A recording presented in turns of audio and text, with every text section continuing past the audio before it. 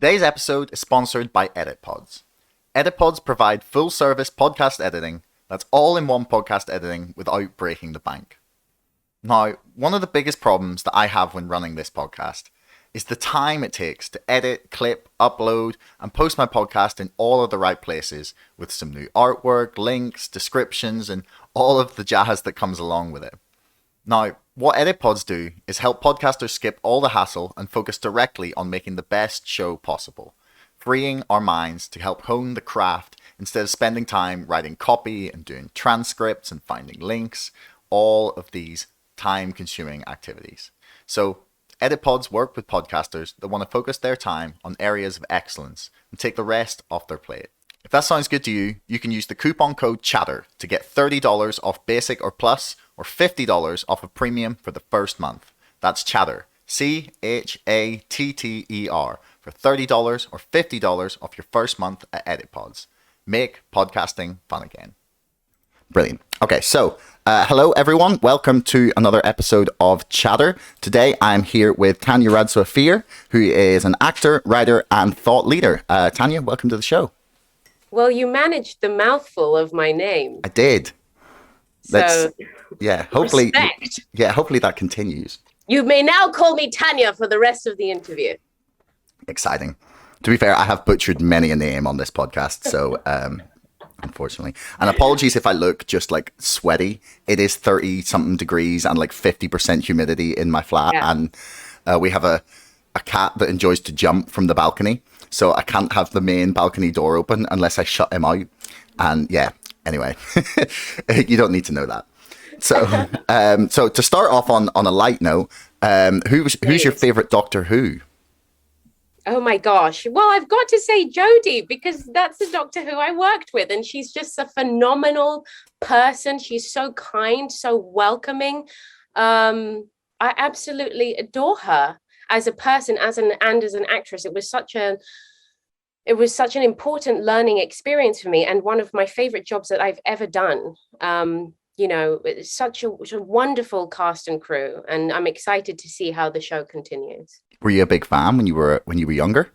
No. Okay, No. so that's why you can say Jodie Foster and not like David Tennant or... Well, of course there's David Tennant. I mean, legends have come through that show. Like, come on. Yeah. And then everyone hates on Matt Smith, but I quite enjoyed Matt Smith. Oh, Matt Smith is phenomenal. Phenomenal, absolutely phenomenal. I love so many of his projects. And also, who is the other one? Oh gosh, Christopher Eccleston. Yes, him. He was so cool as well. Yeah. And then he was the first Doctor that I'd ever experienced. I'd never heard of this show before, and then my mum was like, "You'll like this." Yeah. Told me at whatever age I was.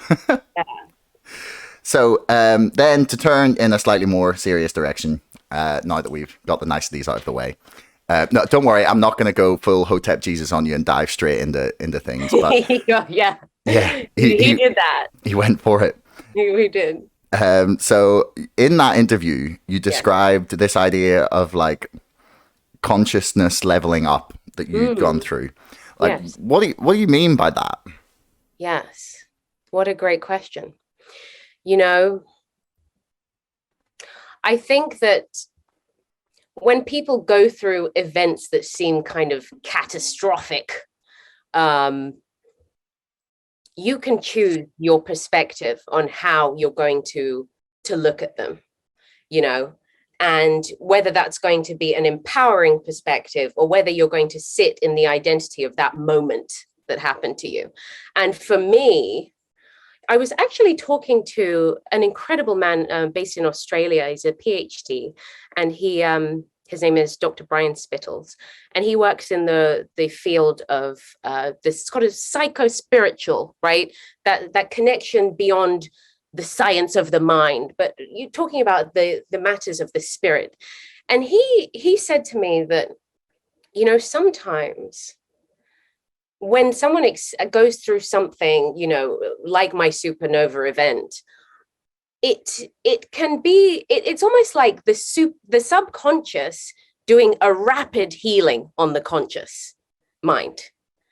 And so that's what I kind of went through, and it looked kind of, frenetic and out there.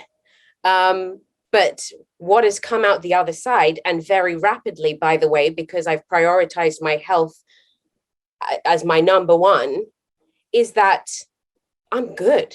I'm good, you know? So it was a moment in time, and I'm just so glad that I didn't dwell in that moment and that I was able to draw power out of that moment. So in any way, if there's any way that I could empower people who feel like they're going through absolute catastrophe, you know, hopefully you're not in the public eye and it's not blasted all over the news like what happened to me. Yeah. But even if you're just a person at home and your family is kind of struggling to contain the energy that's swirling within you and around you, you can come out the other side and be so strong. Yeah, I mean, I think that's a lesson for anyone going through a difficult period. And there's I cannot remember which lecture it's from, but there's a point in one of Jordan Peterson's lecture series where he talks about the idea that as we explore new areas and do new things and put ourselves in situations that we haven't, that it's not just like a metaphorical learning and growing experience, that like your brain literally like creates new neural pathways, and like your mind like actually grows and expands and like creates new things out of these experiences. So it's not just like metaphorical. Yes. And I think that's my frustration around the language of mental health awareness, because it denies the fact that the brain is malleable. Much of the talk denies the fact that the brain is malleable. You can absolutely change that stuff. You do not have to stay stuck in depression. Absolutely not. And you can fully heal, and you can come out, and you don't even have to be on any kind of meds or whatever, but let me not go straight into that avenue yet. But yeah, you know, let's have hope. Come on, let's have hope. Yeah, I mean, this is obviously a very difficult topic, because in my experience, like, I don't know, everyone has struggles or like doubts and I don't know, anxiety or all of these things. They're like completely 100% human emotions that are experienced by everyone. There is no creature of zero self-doubt or anxiety or depression and sadness, and like all of these things are just like wrapped up in the human experience. But it's so difficult to, because like in my mind, it's like all of the things that have, like, I don't know, I've dealt with like a lot of these issues of my own. They haven't been like crippling in the way that they are for some people, but it's kind of led me to this idea that, like, I think that most people, I don't know what percentage most is, but most people can get themselves out of that, and most of it I think is about like mentality and as you kind of mentioned as well, like health, because like I think diet and exercise can be like a massive part of that. Huge. And like when did you start putting that as number one? Was it after this like sort of crisis, maybe not crisis, sorry, supernova event that you described? Is that like when you sort of decided to put that part of yourself first? Yeah, well, you know, that's when I really doubled down, and I realized that I had to be like next level. I mean, I stopped drinking any alcohol. Wow. So like on the 1st of January this year, I was like, that's it. Goodbye, old friend.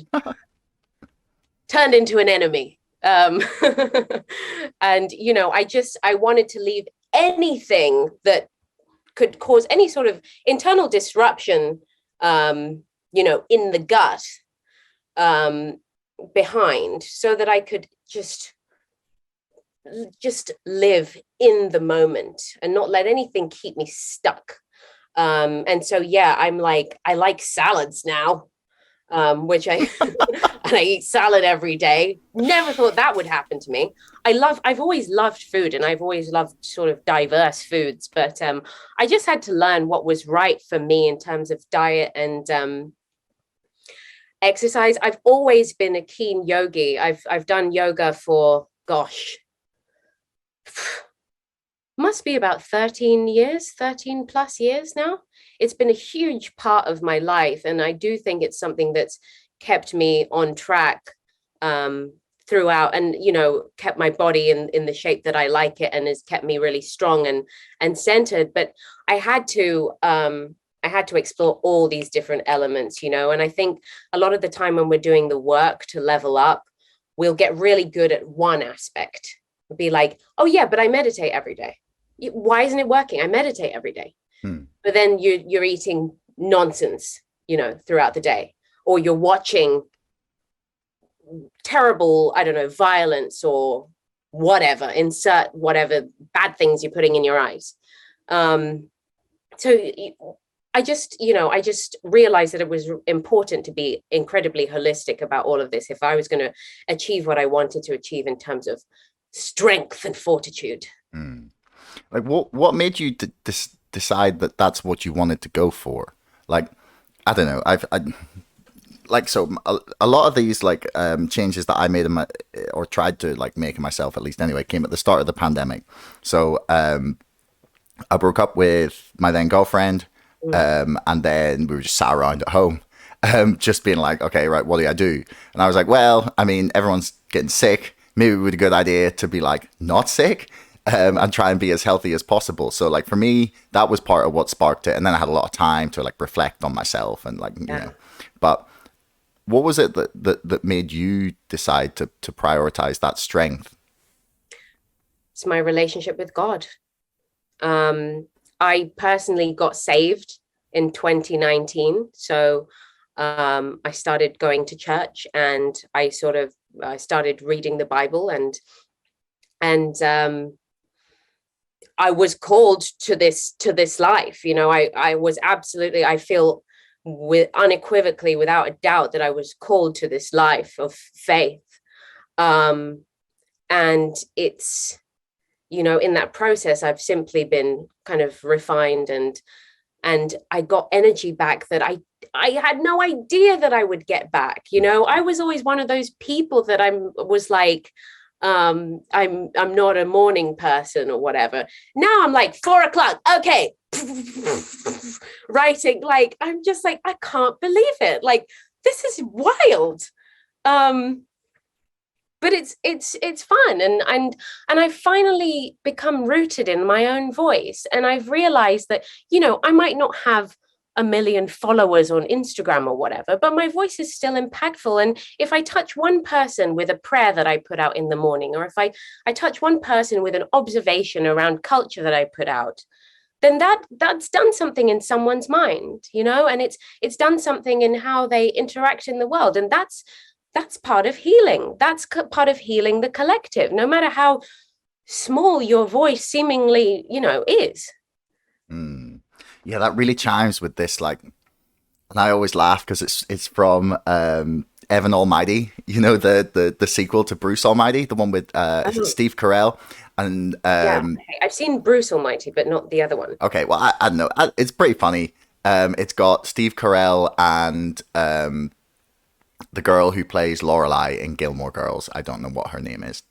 I know what you mean. Yeah. So anyway, but he becomes Noah, essentially, of the modern day. So he gets the beard, and then he gets all this stuff delivered to him. And at the end, God, Morgan Freeman, comes up to him and he says, how do you change the world? It's one act of random kindness at a time, and then it spells out arc in this beautiful little end to the film. But that's how that idea is forever stuck with me. That is you make the world, you don't make the world better in these massive gestures that make everything wonderful straight away. It's it happens, little bit by little bit, little tiny, millimeter by millimeter by tiny positive ripple. And in the same sense, you can make your world a lot worse, increment by increment. And yes. Yes. And I think that's part of why people are feeling so demoralized by how curated the landscape of social media is. You've got all these people with apparently perfect lives, and they just don't ever do anything wrong, and they say all the right things, and they've got all the right opinions, and they look just immaculate, and it's I could never be that. People feel like I could never be that. And then they project that back onto themselves, well, that must mean I'm absolutely awful. Pass me the thing to destroy myself. Yeah, but then it's also like becoming obsessed with becoming that person online that like Yeah. that like you want to mirror what you've seen in Yes. your own profile. You And we're want. being robbed of moments. People cannot enjoy a meal without having to get out their phone. They can't enjoy, and it's not just robbing you of a moment, it's now robbing you of a memory.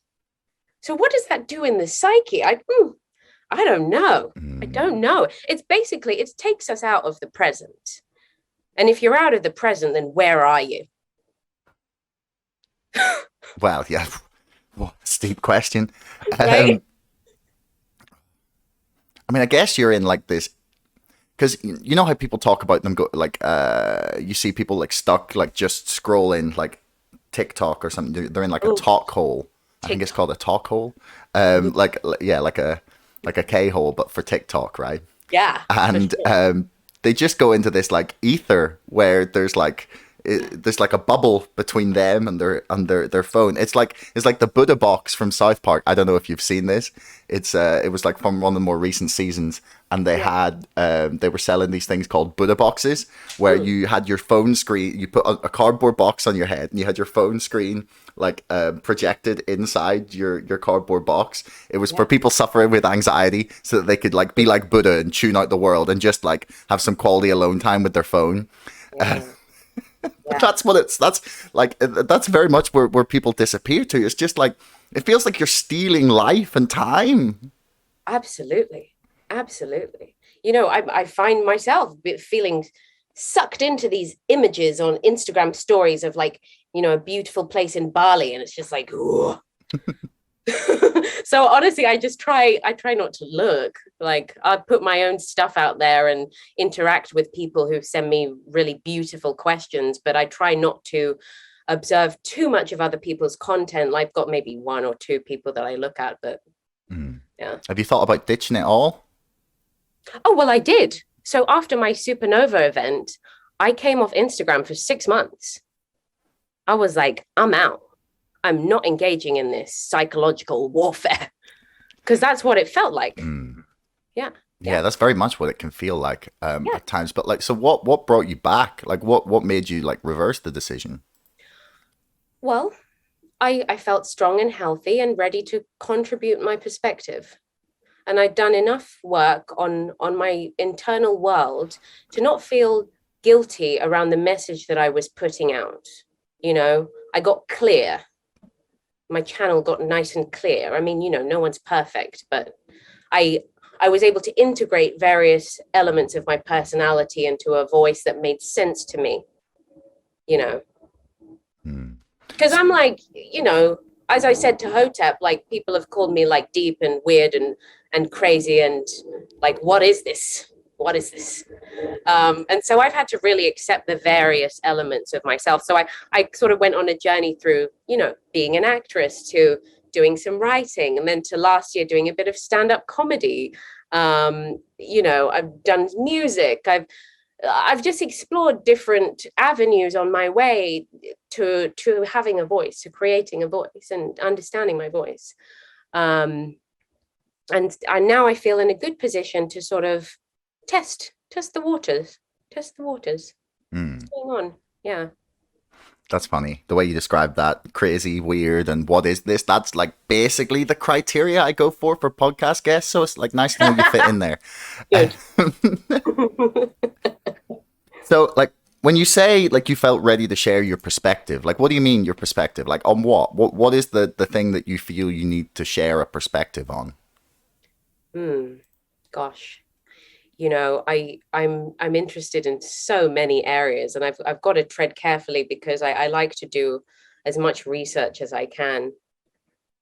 But I think what really piqued my interest and energy was the movement around this global awakening to the realities of how racism affects the lives of Black people, in the West and beyond.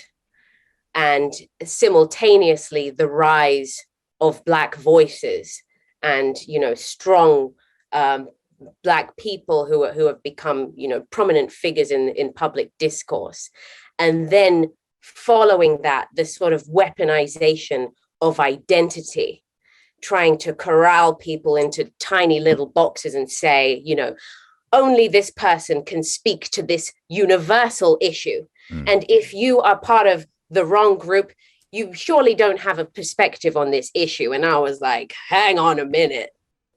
There's something up with that. Let's have a look at that, because that's going to damage all of us. Because eventually the net just goes like that, And unfortunately, people are just they're voluntarily putting themselves into these characters, and it's just it's hugely destabilizing, and it's part of the destabilization. That's interesting that you describe it as characters, like they're playing a role. It's really, because like sometimes I do wonder, is like, because my opinions on things, like, okay, like I have like my set opinions, but then like sometimes it'll depend on what day you catch me as to what exactly I think about something. Yes. And then right. my opinions are all over the show in terms of like you can't like easily define me as like even just like left or right, because like I have some like very like strangely like seemingly apparently incompatible opinions. But like I think all humans do, right? Yes. But then like you see these people like presented on social media that, as you put it earlier, they always have the right opinions with their, like sexy blue check mark. And where's mine? Instagram.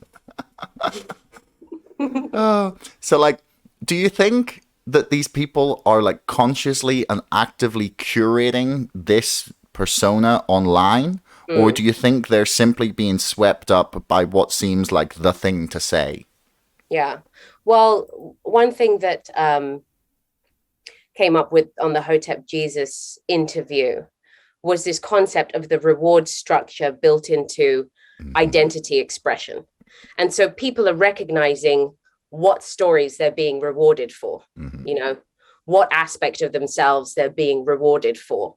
And they're just going with it. It's like, people like to hear about this trauma in my life. Okay, let's talk about it. And it's like, well, that's good if you've integrated that experience for yourself and you're shining a light on something. But for me personally, it's unsustainable. It's unsustainable to sit in a story of trauma, for me personally, and I'm sure for others. Do you think that perhaps, this is a wild speculation, so don't get mad at me. Like, do you think perhaps this, like, not, it's like this gratification and rewarding of like a victim mentality, or someone who's like oppressed or depressed or suffering with whatever ailment it might be mentally? Like, do you think that like glorifying and rewarding that is actually like preventing us preventing people from sorting themselves out, because they've got that positive reward like feedback from like them saying, I am a victim, or I am oppressed, or I have like mental health problems, and people go, great, you've done so well to think about that. And then there's almost like no incentive to get better because they've been like rewarded for that. Yes. Well, I always like to come at these things from a perspective of hope. And I think, their healing it does come in stages. And sometimes people just don't know how to pull themselves out of a certain voice, and so I think that's where I sit in terms of what I'm trying to evoke for people. You can pull yourself out of that voice, even if you've been rewarded for it. It's a stage of healing because, part of healing is having that validation of, yes, this did happen to you. Yes, this did happen to me. A lot of people who suffer through various abuses are then gaslighted. Are you sure this happened to you? Really? Did it really? Yeah. Are you not just looking for attention? And you have these dark, nasty, and insidious kind of questioning about what's happening to you. And so I think it's very important that we go through this stage, because it's emotional validation of what's happened to you, so that you can go forward in truth. Yeah. So when you say like the weaponization of identity, I was hoping we could get like just a little bit more into what you mean by that, because like a lot of people will see it as saying, you know, I've come from whatever background and this is who I am. And for me, I've never been a huge fan of that, because I come from somewhere where we literally blew each other up because of a question of identity. Is like the main question of the troubles in Northern Ireland was like, are we British or are we Irish? Like that was the question.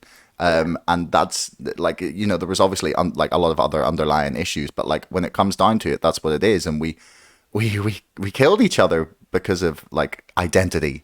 So I'm always really like wary of people like defining themselves like that, because I've seen I've seen what it does to people. Yes. So like, what do you mean by the weaponization of identity? Okay. What was coming up for me, I think, when I was thinking about this last week, was the word stratified. And I was like, stratified, what does that even mean? I had to like look it up, and I was like, that's why this word has come up for me. Victimhood is stratified. I was like, what does that mean? So it's about, there's two different uses for the word stratified. One is a social use, and one is about seedlings. And identity is useful in sort of coming together and building strength in numbers, just as you plant seeds in, you know, whatever mulch, and and the fact of them being close to each other helps them to actually grow together, right? But to then, for the plucking out bit, or, you know, or for the next stage, we then have to emerge out of this, you know? So it's simply an evolution of growth in discourse, in consciousness, in humanity. We don't have to be afraid of it, but we just need to sort of understand how it works. We united around these identities for a reason, because we needed to stick together to get through what was happening to us, you know, whether you're Black or whether you come from a low income, you know, community, or, you know, whatever, you know, you grow when you stick together. But, you know, let's not get trapped and assume that we all have the same opinions as the group, you know, the group that we're in. And maybe new groups are forming, and that's hopeful. Yeah, I mean, I hope new groups are forming, or we're totally screwed. They are. Yeah. And so one of the things you'd said on the interview with Hotep was that like you felt in a way guilty that you hadn't been able to experience the same. I don't even remember exactly what the phrase was, but you were talking about having been like lighter skinned than your mum, and you were talking about like a guilt of not being able to experience the like what she had gone through essentially. Yes. Why do you think you feel that guilt? And like, what is it that you actually feel guilty about? Yeah. I think that there is something that goes on in the mind of a mixed race person, that where you see two people that are your parents, but you don't quite look like either one of them the whole way, you know? And add on top of that the social connotations around Black and white. It can be sort of distancing, and everyone needs to know where they've come from in order to go forward. It's so important for the development and integration of self to know where you've come from, you know. And so I think I felt a sense of guilt and sadness that I can't possibly know the things that my mother went through coming from Zimbabwe to England at the time that she came. I mean, I certainly had my own immigrant experience when I moved as a British person to Los Angeles, Mm-hmm. and it was tough. It was really tough. It was tough. But I was not coming from the same situation as my mother. You know, she so kindly worked so hard to have given me an incredible life, and I had an amazing education, and my father too. You know, they allowed me to come from a place of certainly privilege in education. Mm. So, like, do you think it's different? Like, for example, like, my mom is from Northern Ireland. She grew up there. Like, she didn't have anywhere near the like opportunities that I had. She was a woman living from like through the 70s and 80s when you know there was probably a little bit more like ingrained sexism in society than there is today. There was like, I don't know, like a career driven woman was maybe not as like normal as it is for us today. You know, there's definitely like things that I can't like get as to like what she went through. Yeah.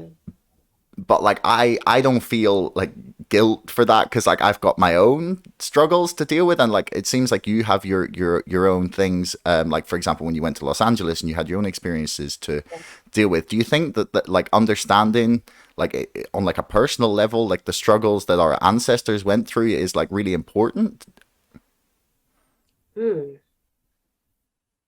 And like maybe it's different because I'm talking about gender and like timing compared to race, but like I feel like they all have like there's like a commonality in a sense with all of them. Yeah, there's a commonality in the sort of constructions that we become part of or come up against. There is a commonality for sure. Is it important to know what our ancestors went through? I am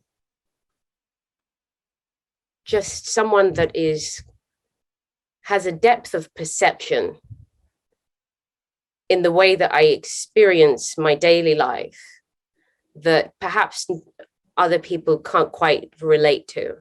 So for me to be able to keep myself emotionally healthy and emotionally safe, I've just had to get really granular with it and really just get into the details of what's happened to explain my sort of highly sensitive sensory experience of the world. Like, do you think everyone could benefit from that? Or do you think it's something more specific to you and your character? Well, it's certainly specific to me and my character, but I think that what's going to happen as we travel out of the age of information and into the age of intuition or whatever, is that people are certainly going to develop a sense of truth because we need to, because of the way that we're being sort of attacked at the level of mind. So yes, I think people's gifts are going to start to emerge as necessitated by the time. Okay, there's a lot there you're gonna have to unpack here for me. Oh, come on. I gave you so much. You want me to do more? Yeah, come on, we got a bit of time left. We haven't even had breakfast yet. Actually, I did. I had some fruit toast. I'm on a fruit toast kick at the moment. Fruit toast. Oh, that does sound good. No, I've had it's like covered in butter. Yeah. That does sound good. It's good. I've had coffee and some like vitamins. That's it. That's what I've had so far today. I'm not a big breakfast person. And then I'll eat like a stupid amount for lunch and then sit there for an hour being like I sort of have an early dinner around like 4 or 5, which is like some like chicken and salad, and that'll be like my big meal of the day. But then before that I'll be doing like a lot of fruit, and I allow myself some fruit toast or whatever. Like, man, I gotta live. Yeah, you know, you've got out alcohol. Like, you gotta have some vices left. So the thing that I really want to get into there was that you said that we're moving out, or we are hopefully moving out of the age of information and into the age of intuition. Mm. Like, what do you mean by that? Oh, hey, that was just a little nuclear bomb I wanted to plant and see how people would react to it. That's fine. Well, we'll see the comment section afterwards. But I mean, Well, okay. We have access to many of the world's secrets at our fingertips, you know? There's nothing that's beyond the realms of understanding. However, just like we know that bees, for example, see like ultraviolet or perceive different layers or levels of consciousness that are beyond most people's eyesight as we know it, there is more going on. There is more swirling. There's energy. There's stuff going on. And so a natural progression out of the fact that we now have so much of these words and this information is to then there is something around the realm of spirit that'll simply bring it back to balance. It's, this is about walking towards balance. It's interesting because, like, when people talk about the age of information, I think like it's the age of information overload. Like everything is there, but like we can't see the wood for the trees. It's disturbing, and it is disturbing. It's amazing that we used to think that like all these things, all this knowledge would lead to enlightenment, and the absolute fucking opposite has happened. It's so hilarious. And well, I think it's our human arrogance, particularly, people who perceive themselves as intellectuals. They think that they're not vulnerable to propaganda. And in fact, they're some of the most vulnerable to propaganda because of this arrogance. Yeah, and you see that all the time. Like smart people just taken in by things. Like it's because the further you go into the realms of theory, you become divorced from truth. Yeah, you're wandering too far from the real world to actually understand it. Come back, just have a walk on the grass. Yeah. Go and talk to some real people. That's what I think most of the time. That's another thing with all, one does wonder if some of these people have any interaction with just like normal people. It's like, what are you talking about? Because like people, it's like when people like say they're responding to like comments on Twitter, it's just like, oh, person I love, disagreed, bigot, person I love, like, and whereas if you're in a room with someone, you can't just, I don't know, I'd find it like incredibly uncomfortable if someone said like made a fairly reasonable statement and then someone just turned around and like started screaming at them like they would on Twitter, like, you racist, you're the worst person I've ever met. Like that just wouldn't happen in real life. Yes, right. It's incredibly disturbing. I mean, thankfully, the latest attacks that I've heard have happened against me have been far away from me, and I just don't look at it. I just cannot look at it. I can't look at it. Like, oh, you've decided you hate me? Why? You don't know me. Yeah. You do not know me. I get a real kick out of it. Like I'll call my best. I need to start like getting a kick out of it. Like, yeah, you hate me. Yum. No, I'll call my best friend. Be like, go to this video. Like, look what they're saying in the comments section. I'll be cracking up about some person calling me an idiot, and I'm just like, this is amazing. So yeah. I love that, Josh. I'm going to take that. Yeah, it's like there's no other way to like deal with it. Like, if there's like 500 comments all saying the same like critical point, it's like maybe you've got a point. Maybe there's something to look at. Yeah. But most of the time it's just like, shut up. Like, like most of the interactions that I get on my podcast are incredibly positive. It's like 90+% likes and thumbs up and all this. It's just like, so why the fuck would I get worried about these idiots? Yeah. What's on your t-shirt? It's the Beatles. Oh, Sergeant Pepper. Wonderful. Oh, I'm so glad you wore that today. Yeah, well, I mean, I was going to put a shirt on, but it's too hot. The disrespect. Sorry. I mean, and yeah, all my I've had like 3 interviews in a row with like people who are really, really like highly respected in their field, like scientists, professors and stuff. So I've put shirts on for all of them and I've been sat there just like sweating. And I was like, no, it's the middle of the day. It's 30 degrees. I can get away with a t-shirt. Yeah, well, it was the right t-shirt.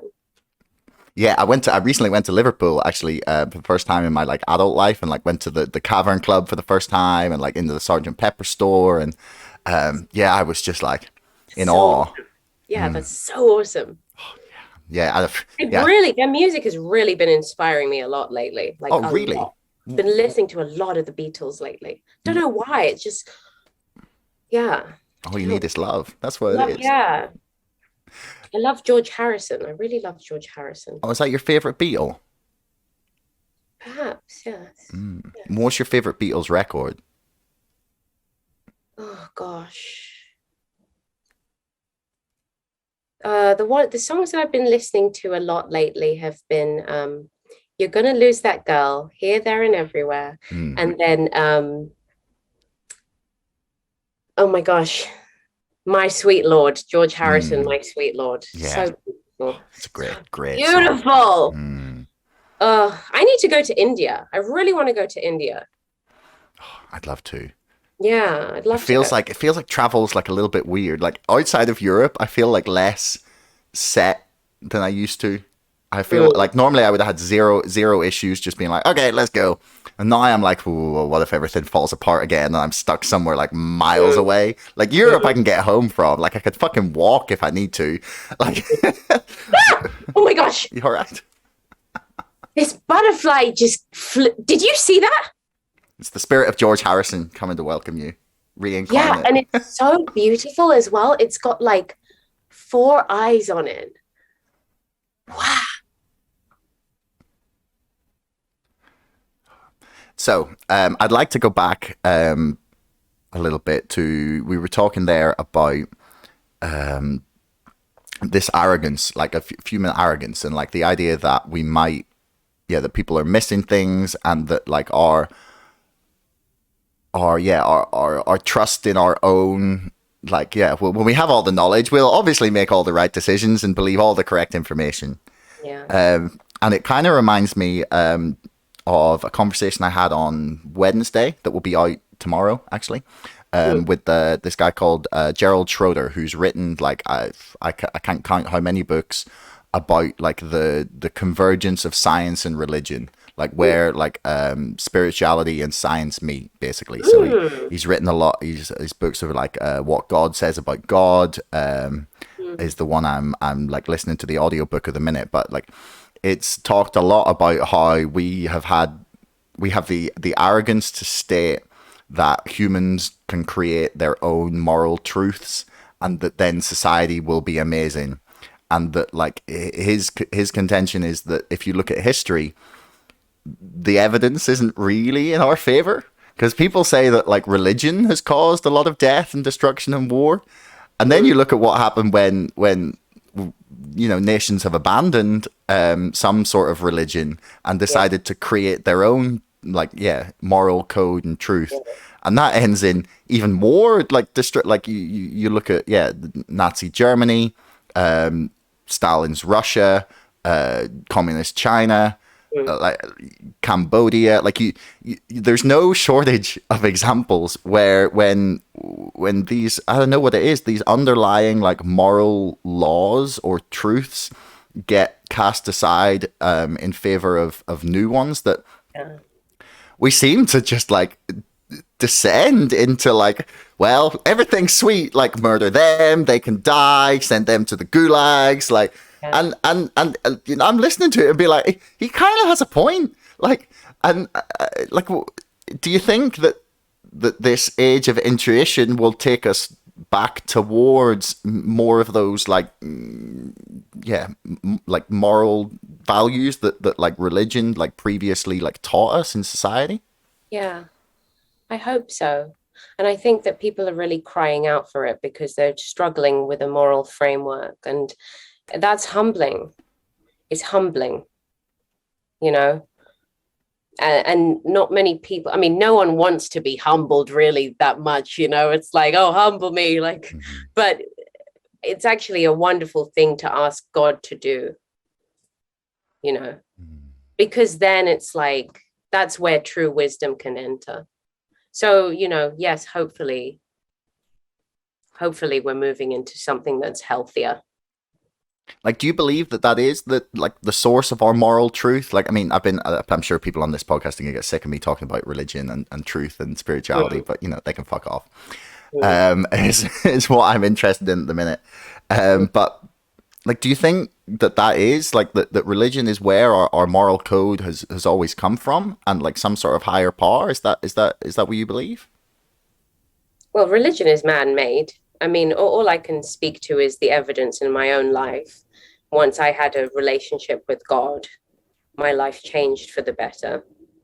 That's all I can say, Yeah. It's very difficult to argue with someone's like subjective experience. Yeah. Yeah. But I think because of, human misinterpretation or human limited understanding of God's word, people feel incredibly disenfranchised by the notion of religion. And so of course they kind of step away from any kind of force of love or loving God or benevolent God, because it's like, how could God be good and benevolent if there's this? Well, my relationship with God has helped me to find the good in my own life, and that's all I can say. Yeah. Well, I mean, it's like, well, you can't really get, like, you can't have the highs without the lows. It's like you can't have like ultimate good without ultimate evil. Like, you can't have the idea of paradise without the hell that we can create for ourselves. Yeah. It's Yeah, I've never bought that argument. That's never been one that was like, oh well, there can't be a god because, well, how would all these horrible things happen? It's like, what? Like, yeah, and I guess a lot of it's like that. This brings me back to this story of, like, when the levees broke after Hurricane Katrina and flooded and killed like loads and loads and loads of people in was it Florida or was it Texas? Why am I getting this confused? In New Orleans, that's where it was. Louisiana. Why did I get that? Anyway, but yeah, so they talked about, like, there was this thing that, like, some people were like, oh, well, God broke the levees to punish people, for their actions. I heard this, and someone put this really brilliant twist on it. They were like, well, the reason that the levees broke is because they weren't upgraded in the way that they should have been. So, like, humans failed to do something, and then the universe punished them for, like, being corrupt and not fulfilling the purpose that they should have, and, like, acting immorally. So, like, did the universe break the levees, or did the humans break the levees? Like, was it our actions, or was it Right. So yeah, it's Yeah. It's a question of, responsibility. And I think a lot of people don't feel able or ready to confront the concept of responsibility for themselves. What does that mean to you? Responsibility for me is having the acute knowledge that me at my best health is the highest form that I can take in this world. And the responsibility in that is about my own personal worth and the change that me loving myself, just the love of myself that is emitted through my energy to others, that's powerful. And it is my responsibility to take care of myself and to love myself so that I can be a vessel for God, and so that I can be part of a movement towards good change. And that is and there is a huge degree of accepting responsibility there. But I couldn't live it any other way. Couldn't live any other way. Well, that feels like a really beautiful place to wrap things up. Tanya, I really, really want to thank you for your time. It's been a fascinating chat. Yes, I've enjoyed it so much, Josh. Thank you. Thank you for reaching out. And it's just been an absolute pleasure. And, long may these dialogues continue. Thank you. Yeah. Well, thanks to Adam for introducing me to your stuff. Yes. Shout out to Adam B. Coleman, the author of Black Victim to Black Victor, who introduced us. Yeah. Phenomenal man. Brilliant. Really funny as well. I'd have great chats with him. Yes. Looking forward to him coming later in the year. Should Absolutely. Well, perhaps we can meet then as well. Yeah, that'd be cool. Yeah, cool. But yeah, thanks very much. Thank you. Thanks for making it all the way to the end of the podcast. If you want to leave us a comment, that would be awesome. Please like, share, subscribe, and if you're listening on Apple, please leave us a review. Until next time, thanks for listening.